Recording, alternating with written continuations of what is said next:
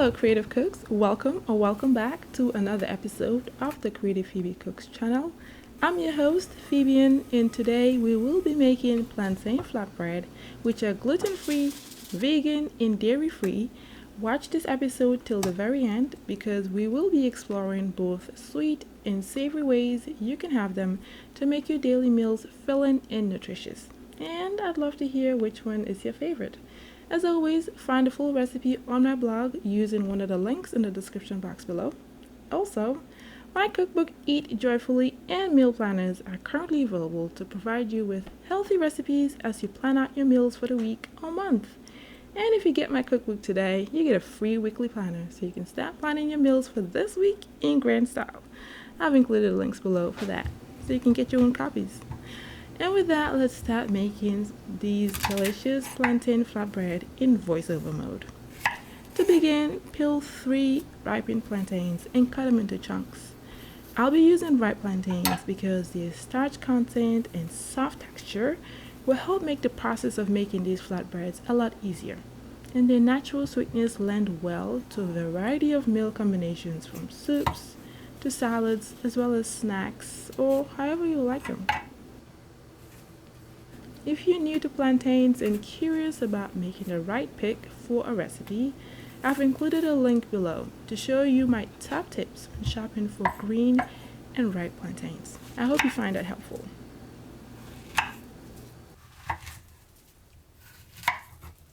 After cutting the plantains in chunks, place them in a pot and fill with water until the water level is about 2 inches above the plantains.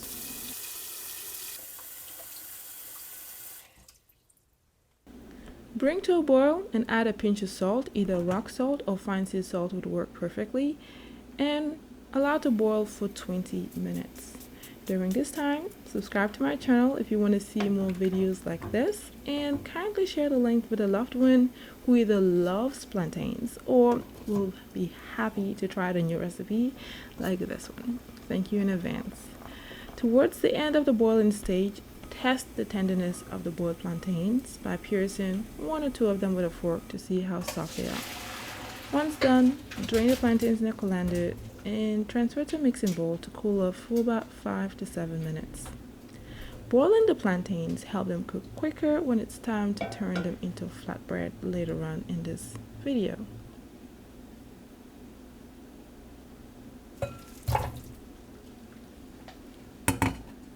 Mash the plantains together using a fork or potato masher until they're as smooth as possible. Of course, you may find some fibers of the plantain, and that's perfectly fine. You'll notice how soft they are, which would make it difficult to form them as they are in this form into flatbread without the aid of a binder. To prevent that, we're going to add in 50 grams of cassava flour, which is an excellent gluten-free binder to help us form a soft dough effortlessly. Then switch to a wooden spoon to mix and form the dough.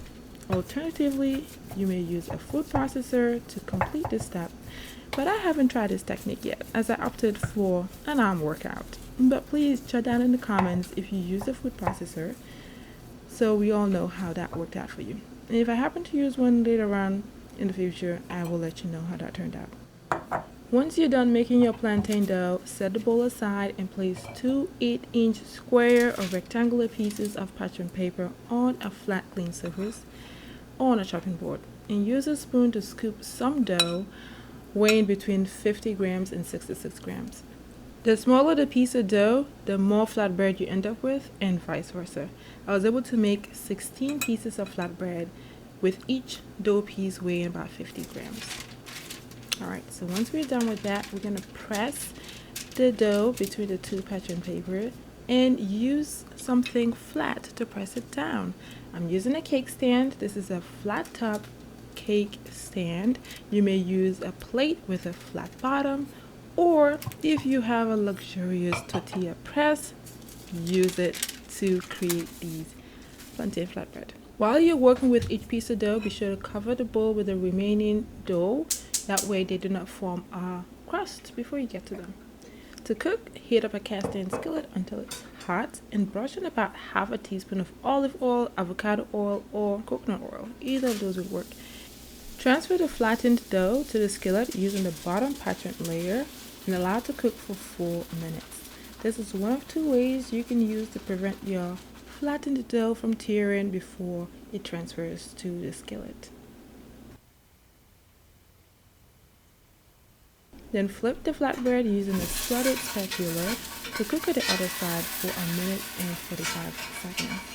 It's lovely to see the charring effect on the flatbread as you would a tortilla, but we definitely don't want these to burn.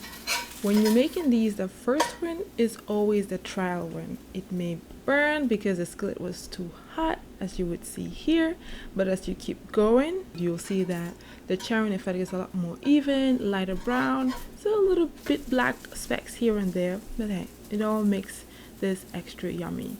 But if you need to discard the first one, feel free to do that. At least that's what I do. I mean, who wants to eat junk food while enjoying their meal?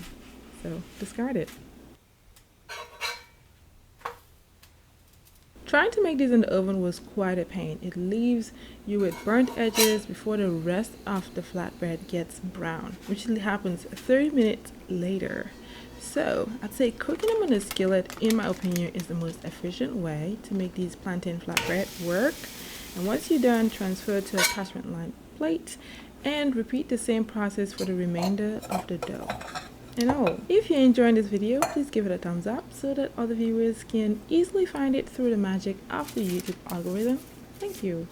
Also, if you desire more ways than one to enjoy plantains, I have a link below to my viral crispy fried plantains that you would love. And if you want to try another gluten-free flatbread recipe, watch my red lentil flatbread recipe. It is a hit. All the links, as always, are below. Now that we have our delicious stack of plantain flatbread, let's explore 3 out of a million ways you can have them. But first, take a look at how well these hold. They're firm, they're a little flimsy, just like a normal tortilla. So let's explore different ways you can have your new favorite plantain flatbread. First, we're going to start off by making a hummus and roasted veggie wrap. This is perfect for lunch because the hummus is very filling. I love this hummus recipe. Let me know if you'd like a recipe video for it. It's been quite a hit in my household. I'm adding on some roasted vegetables, broccolini, roasted cauliflower, and feel free to pair different ingredients as you see fit to help you achieve your nutritional goals, such as adding some baked salmon to this meal, which would truly boost up your protein consumption. Next, we'll pair our plantain flatbread with a red lentil stew that I made a few weeks ago.